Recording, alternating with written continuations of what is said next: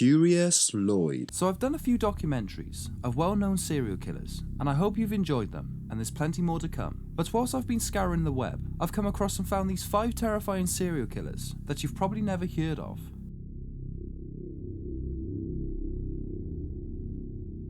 Ahmed Suraji is one of the craziest serial killers you've never even heard of. Indonesian occultist Ahmed Suraji was a humble cattle breeder until his late father appeared to him in a dream one night and instructed him to murder 70 women and drink their saliva in order to become a mystic healer. So Ahmed began murdering people and drinking their saliva. Ahmed occupied a privileged position of trust as a local shaman, so women already flocked to his shack seeking his guidance. Ahmed lured the confused victims to a field and then buried them waist deep, then strangled them and then drank their saliva to increase his otherworldly influence of the dark arcana. But then, to give the horror that extra special twist that really sticks with you, Ahmed buried the bodies in a sugarcane field with their heads pointing right at his house. Villagers eventually found a body and implicated Ahmed, whose nightmare streak ended at 42, more than halfway to the 70 mandated by his paternal apparition. Ahmed was eventually captured and sentenced to death.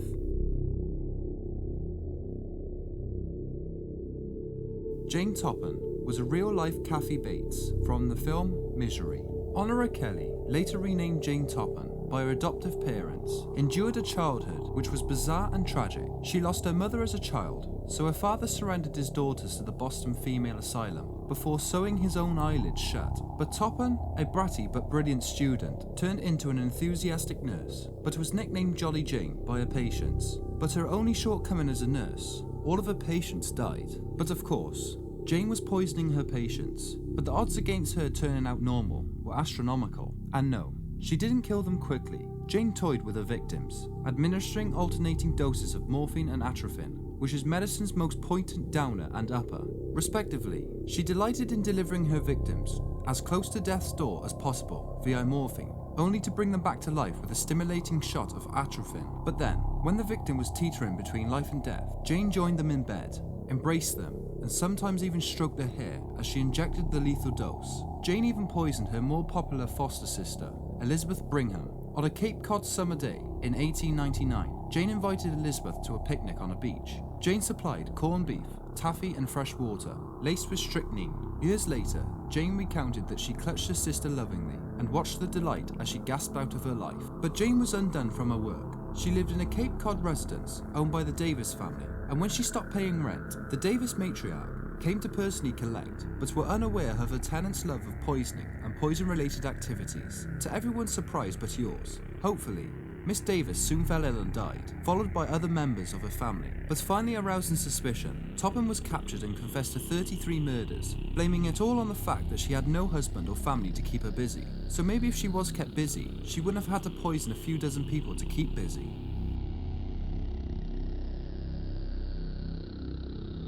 Jean-Claude Romans lived in the darkest sitcom timeline. Frenchman Jean-Claude Romans perpetrated an 18-year string of lies, each more wildly wicked than the last, which finally culminated in his decision to murder his family members in cold succession to spare them a shameful truth. Romans wanted a career in medicine, and despite repeatedly failing all of his classes, he managed to land a satisfying, if completely imaginary, role as a research scientist at the World Health Organization HQ in Geneva. His lies bled into his personal life when he convinced his on-again and off-again girlfriend to marry him with the "oh, I have cancer" tactic, though his friends and family likely found it suspicious when he never mentioned it again. Up until its bloody crescendo, Romans' day-to-day life was a straight-up sitcom plotline. He spent days in town, often doing nothing but sitting in his car and reading magazines, other times going on hikes. Romans even occasioned his supposed workplace, where he'd acquired a visitor's pass and hanged out in the library to write letters or plan holidays through the in-house booking agent. To maintain the ruse at home, Romans pilfered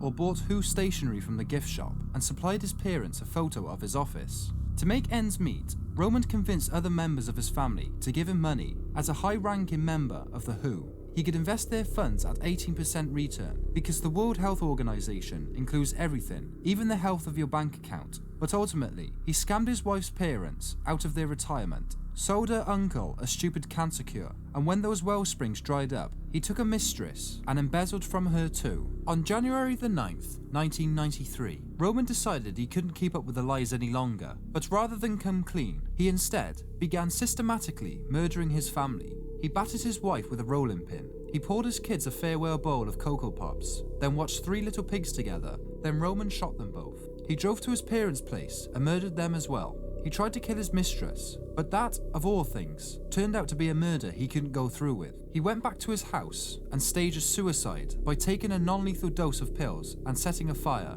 Knowing that the firemen would arrive in time to save him, he was sentenced to life in prison in 1996, leaving behind a saga of petty deception and brutal violence. Tyler Hadley committed multiple murders just for a house party. In 2011, 17-year-old Floridan Tyler Hadley told his classmates he wanted to throw a huge party at his house in Port St. Lucie. One student commented on his Facebook page, "Whoa, what if your parents come home?" Tyler replied, "They won't, trust me."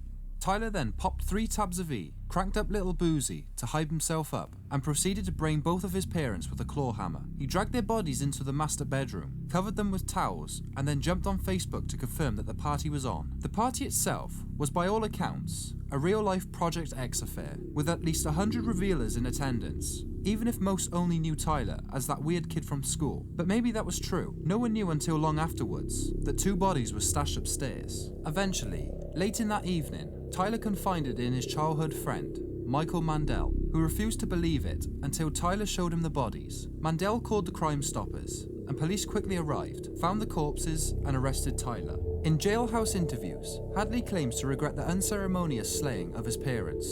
Yet according to fellow prisoners, he proudly calls himself Hammerboy and signs Hammer Time autographs for other inmates, and often fondly recalls the awesomeness of the party. But it's not exactly stated, as I can only assume that the other inmates are downright sick of his "I got so hammered" puns. 2 different Germans turned people into sausages. The years immediately following World War I were not easy for the German population. In addition to shame of the finishing runners-up in the most destructive armed conflict in human history to date, the harsh stipulations of the Treaty of Versailles left most people destitute and hungry. But some people resorted to cannibalism. Karl Denke from Mustenberg was a well-liked member of the community. He was both a religious and generous man, who even gave people in need a place to stay for a while. After a homeless man showed up at a local police station to complain about the nagging axe wound in his head, Denke was arrested and placed in a holding cell. He promptly committed suicide with a handkerchief because he knew it was only a matter of time before authorities discovered what he'd been up to. He was using his apartment or a homeless shelter as a human meat processing facility. Apparently though, Denke was making a fairly decent living taking in recently released hospital patients and taking around 40 of them over the course of 3 years. He then deboned them, picking the flesh, selling their tastiest bits of pork on the open market, and turning the rest into belts and soap. Karl Friedrich Wilhelm Grossmann also turned his apartment into a meatpacking plant, but he preferred the taste of destitute young women, whom he rendered into steaks and sausages to sell from his train station hot dog stand. But I don't know if there's a really pre-convinced look to a man who turns other people into sausages. So, what do you think?